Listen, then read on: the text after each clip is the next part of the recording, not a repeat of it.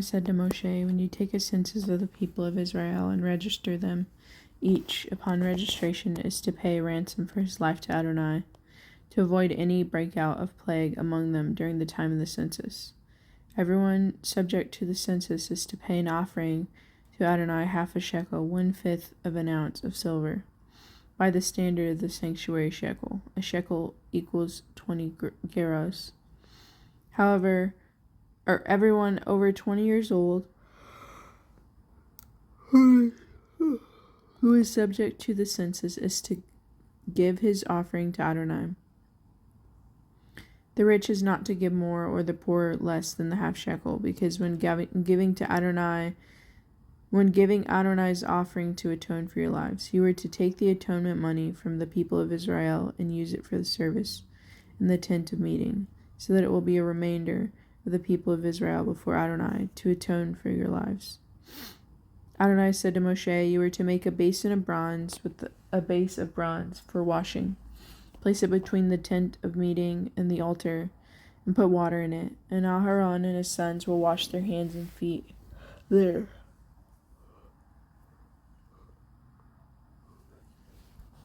When they enter the tent of meeting, you are to wash with water, so that they won't die. Also, when they approach the altar to minister by burning an offering for Adonai, they are to wash their hands and feet so that they won't die. This is to be a perpetual law for them throughout all their generations. Adonai said to Moshe, take the best spices, 500 shekels of myrrh, which is 12.5 pounds, half this amount, 250 shekels of aromatic cinnamon, 6.25 pounds, 250 shekels of aromatic cane, 500 shekels of cassia, use the sanctuary standard, and 1 gallon of olive oil, and make them into a holy anointing oil. Blend it and perfume it as you would an expert perfume maker. It will be a holy anointing oil. Use it to anoint the tent of meeting, the ark for the testimony, and the table and all its utensils, the menorah and all its utensils, and the incense altar, the altar for burnt offerings and also all its utensils, and the basin with its base. You are to consecrate them. They will be especially holy, and whatever touches them will be holy. Then you are to anoint Aharon and his sons, and you are to consecrate them to serve in the office of Cohen. Tell the people of Israel, this is to be a holy anointing oil for me through all your generations. It is not to be used for anointing a person's body, and you are not to make any like it with the same composition of ingredients. It is holy, and you are to treat it as holy.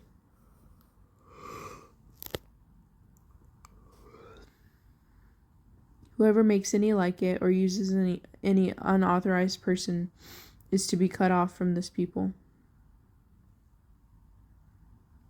Adonai said to Moshe, take aromatic plant substances, balsam resin, sweet onycha root, and bitter galbanum gum, these spices along with frankincense, all in equal quantities, and make incense, blended and perfumed as would an expert perfume maker, salted, pure, and holy. You are to grind up some of it very finely and put it in front of the testimony in the tent of meeting, where I will meet with you. You are to regard it as especially holy. You are not to make for your own use any incense like that. And with the same composition ingredients, you are to treat it as holy for Adonai.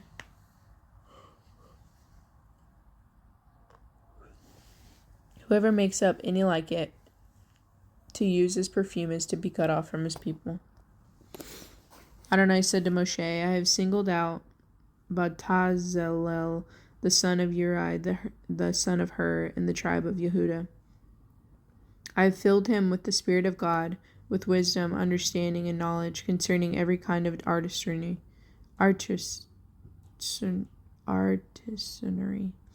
He is a master of design in gold, silver, bronze, and cutting precious stones to be set, wood carving, and every other craft.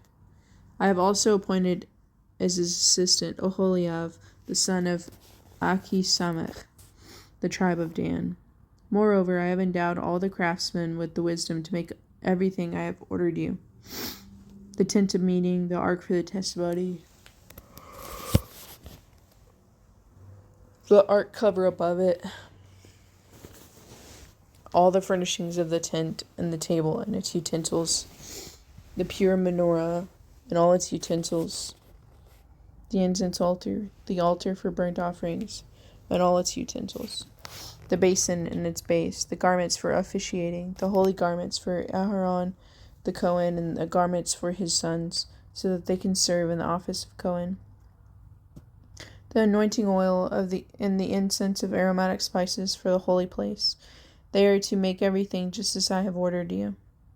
Adonai said to Moshe, "Tell the people of Israel, you are to observe my Shabbats, for this is a sign between me and you throughout all your generations, so that you will know that I am Adonai, who sets you apart for me.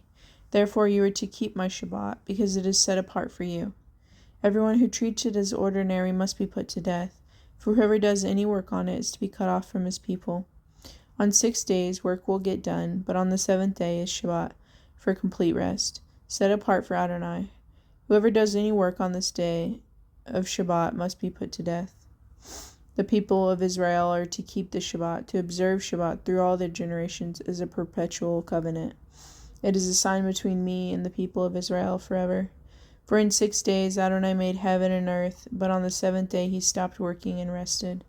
When he had finished speaking with Moshe on Mount Sinai, Adonai gave him the 2 tablets of the testimony, the tablets of stone inscribed by the finger of God. When the people saw that Moshe was taking a long time to come down from the mountain, they gathered Aharon and said to him, "Get busy and make us gods to go ahead of us. Because this Moshe, the man that brought us from the land of Egypt, we don't know what has become of him." Aharon said to them, "Have your wives, sons, and daughters strip off their gold earrings and bring them to me." The people stripped off their gold earrings and brought them to Aharon. He received what they gave him and melted it down and made it into the shape of a calf. They said, "Israel, here is your God, who brought you up from the land of Egypt." On seeing this, Aharon built an altar in front of it and proclaimed, "Tomorrow is to be a feast for Adonai." Early the next morning, they got up and offered burnt offerings and presented peace offerings. Afterwards, the people sat down to eat and drink, and then they got up to indulge in revelry. Adonai said to Moshe, "Go down, hurry, your people, whom you brought from the land of Egypt, have become corrupt, so quickly that they have turned aside from the way I ordered them to follow. They have cast a metal statue of a calf, and worshipped it, and sacrificed to it, and said, 'Israel, here's your God, who brought you from the land of Egypt.'" Adonai continued, speaking to Moshe, "I have been watching these people, and you can see how stiff-necked they are. Now leave me alone so that my anger can blaze against them, and I can put an end to them. I will make a great nation out of you instead." Moshe pleaded with Adonai, his God, and said, "Adonai, why must your anger blaze against your own people, whom you brought out of the land of Egypt with great power and strong hand? Why let the Egyptians say it was with evil intentions that he led them out to slaughter them in the hills and wipe off the face of the earth? Turn from your fierce anger, relent, don't bring such disaster on your people. Remember Abraham, Yitzhak, and Israel, your servants, to whom you swore by your very self. You promised them, 'I will make your descendants as many as the stars in the sky, and I will give all this land. I have spoken about your descendants, and they will possess it forever.'" Adonai then changed his mind about the disaster he had planned for his people. Moshe turned and went down from the mountain with the 2 tablets of the testimony in his hands, tablets inscribed on both sides and on the front of the back. The tablets were the work of God, and writing was the writing of God engraved on the tablets. When Yehoshua heard the noise of the people shouting, he said to Moshe, "It sounds like war in the camp." He answered, "That is neither the clamor of victory nor the wailings of defeat. What I hear is the sound of people singing." But the moment Moshe got near the camp, then he saw the calf and dancing. His own anger blazed up. He threw down the tablets he had been holding and shattered them at the base of the mountain. Seizing the calf they had made, he melted it in the fire and ground it to powder, which he scattered on the water. Then he made the people of Israel drink it. Moshe said to Aaron, "What did these people do to you to make you lead them into such a terrible sin?" Aharon replied, "My Lord shouldn't be so angry. You know what these people are like. They are so determined to do evil. So they said to me, 'Make us gods to go ahead of us, because this Moshe, the man that brought us up from the land of Egypt, we don't know what has become of him.' I answered, 'Anyone with gold, strip it off.' So they gave it to me. I threw it in the fire, and out came this calf." When Moshe said that the people had gotten out of control, because Aharon had allowed them to get out of control, to the derision of their enemies, Moshe stood up at the entrance of the camp and shouted, "Whoever is for Adonai, come to me." All the descendants of Levi rallied around him. He told them, "Here's what Adonai, the God of Israel, says. Each of you put his sword on his side and go up and down the camp from gate to gate, and every man is to kill his own kinsman, his own friend, and his own neighbor." The sons of Levi did what Moshe said, and that day 3,000 of the people died. Moshe said, "You have to consecrate yourselves today to Adonai, because every one of you has been against his own son and against his own kinsman, in order to bring a blessing on yourselves today." The next day Moshe said to the people, "You have committed a terrible sin. Now I will go up to Adonai. Maybe I will be able to atone for your sin." Moshe went back to Adonai and said, "Please, these people have committed a terrible sin. They have made themselves a god out of gold. Now if you just forgive their sin, but if you won't, then I beg you, blot me out from your book which you have written." Adonai answered Moshe, "Those who have sinned against me are the ones I blot out of my book. Now go and lead the people to the place I told you about. My angel will go ahead of you. Nevertheless, the time for punishment will come, and then I will punish them for their sin." Adonai struck the people with the plague because they had made a calf, the one Aharon made. Adonai said to Moshe, "Leave you and the people you brought from the land of Egypt, and move on from here towards the land of which I swore to Abraham, Yitzhak, and Yaakov.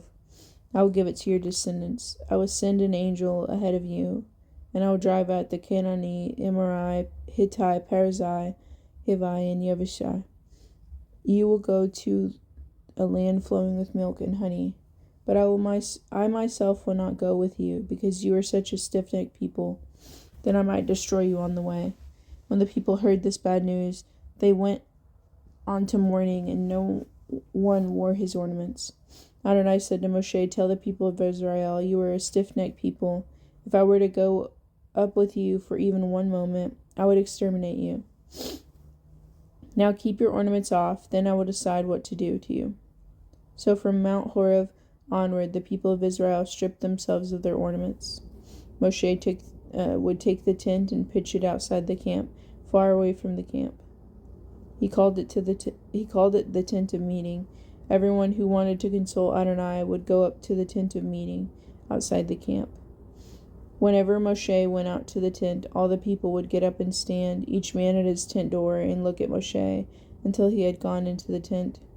Whenever Moshe entered the tent, the column of cloud would descend and station itself at the entrance of the tent.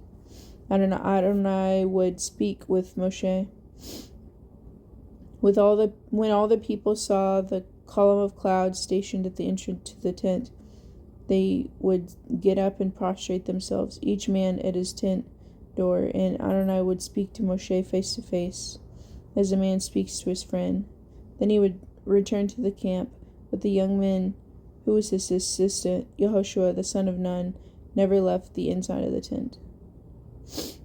Moshe said to Adonai, "Look, you say to me, 'Make these people move on,' but you haven't let them know whom you will be sending with me. Nevertheless, you have said, 'I know you by name, and also you have found favor in my sight.' Now please, if it is really the case that I have found favor in your sight, show me your ways, so that I will understand you and continue finding favor in your sight. Moreover, keep on seeing this nation as your people." He answered, "Set your mind at rest. My presence will go with you." After all, Moshe replied, "If your presence doesn't go with us, don't make us go on from here. For how else is it to be known that I have found favor in your sight, and I and your people, other than by going with us, and by your going with us? That is what distinguishes us, me and your people, from all the other peoples on the earth. Adonai said to Moshe, I will also do what you have asked me to do, because you have found favor in my sight, and I know you by name. But Moshe said, I beg you to show me your glory. He replied, I will cause all my goodness to pass before you, and in your presence I will pronounce the name of Adonai.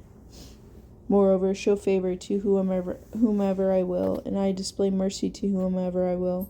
But my face, he continued, you cannot see it. You cannot see because a human being cannot look at me and remain alive. Here, he said, is a place near me. Stand on the rock. When my glory passes by, I will put you inside a crevice in the rock and cover you with my hand until I have passed. Then I will remove my hand, and you will see my back, but my face is not to be seen. Adonai said to Moshe, cut yourself 2 tablets of stone like the first ones, and I will inscribe on the tablets the words that were in the first tablets which you broke. Be ready by morning. In the morning you are to ascend Mount Sinai and present yourself to me on the top of the mountain. No one is to come up with you, and no one is to be seen anywhere on the mountain. Don't even let the flocks or herds feed in front of this mountain. Moshe cut 2 stone tablets like the first.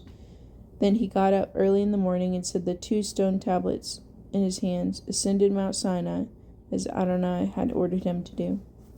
Adonai descended in the cloud and stood with him there and pronounced the name of Adonai. Adonai passed before him and proclaimed, Yud-He Vav-He, Yud-He Vav-He. Adonai is God, merciful and compassionate, slow to anger, rich in grace and truth, showing grace to the 1,000th generation, forgiving offenses, crimes and sins, yet not exonerating the guilty, but causing the negative effects of the parents' offenses to be experienced by their children and grandchildren, and even by the 3rd and 4th generations. At once Moshe bowed his head to the ground and prostrated himself. And he said, if I have now found favor in your view, Adonai, then please let Adonai go with us, even though they are a stiff-necked people, and pardon our offenses and our sin, and take us as your possession. He said, here I am, making a covenant in front of all your people. I will do wonders such as have not been created anywhere on earth or in any nation. All the people around you will see the work of Adonai. What I am going to do through you will be awesome. Observe what I am ordering you to do today. Here I am driving out ahead of you the Amorite, Canaanite, Hittite, Perizzite, Hivite, and Yebushite. Be careful not to make a covenant with the people living in the land where you are going, so that they won't become a snare within your own borders. Rather, you are to demolish their altars, smash their standing stones, and cut down their sacred pillars. You are not to bow down to any other god, since Adonai, whose very name is a jealous God. Do not make a covenant with the people living in the land. It will cause you to go astray after their gods and sacrifice to their gods. Then they will invite you to join them in eating their sacrifices, and you will take their daughters as wives for your sons, and their daughters will prostitute themselves to their own gods, and make their sons do the same. Do not cast metal gods for yourselves. Keep the festival of matzah by eating matzah, as I ordered you, for 7 days during the month of Aviv, for it was in the month of Aviv that you came out of Egypt. Everything that is first from the womb is mine. Of all your livestock you are to set aside for me the males, the firstborn of the cattle and the flock. The firstborn of a donkey you must redeem with a lamb. If you won't redeem it, break its neck. All the firstborn of your sons you are to redeem, and no one is to appear before me empty-handed. 6 days you will work, but on the 7th day you are to rest. Even in plowing time and harvest season you are to rest. Observe the festival of Shavuot with the first gathered produce of the wheat harvest, and the festival of ingathering at the turn of the year. 3 times a year all your men are to appear before Adonai, the God of Israel. For I am going to expel nations ahead of you and expand your territory, and no one will even covet your land when you go up to appear before Adonai your God 3 times a year. You are not to offer the blood of my sacrifice with leavened bread, and the sacrifice of the feast of Pesach is not to be left until morning. You are to bring the best firstfruits of your land into the house of Adonai your God. You are not to boil a young goat in its mother's milk. Adonai said to Moshe, write these words down, because they are the terms of the covenant I have made with you, with Israel. Moshe was there with Adonai 40 days and 40 nights, during which time he neither ate food nor drank water. Adonai wrote on the tablets the words of the covenant, the 10 words.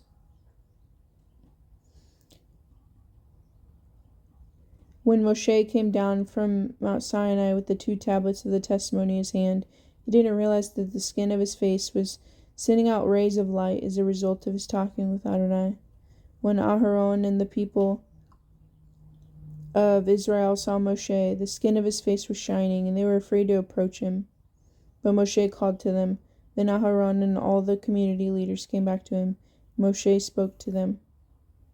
Afterwards, all the people of Israel came near, and he passed on to them all the orders that Adonai had told them on the Mount Sinai. Once Moshe had finished speaking with them, he put a veil on his face. But when he went in before Adonai for him to speak, he would take off the veil until he came out. Then, when he came out, he would tell the people of Israel what had been ordered. But when the people of Israel saw Moshe's face, the skin of Moshe's face shone, he would put the veil back on over his face until he went in again to speak with Adonai.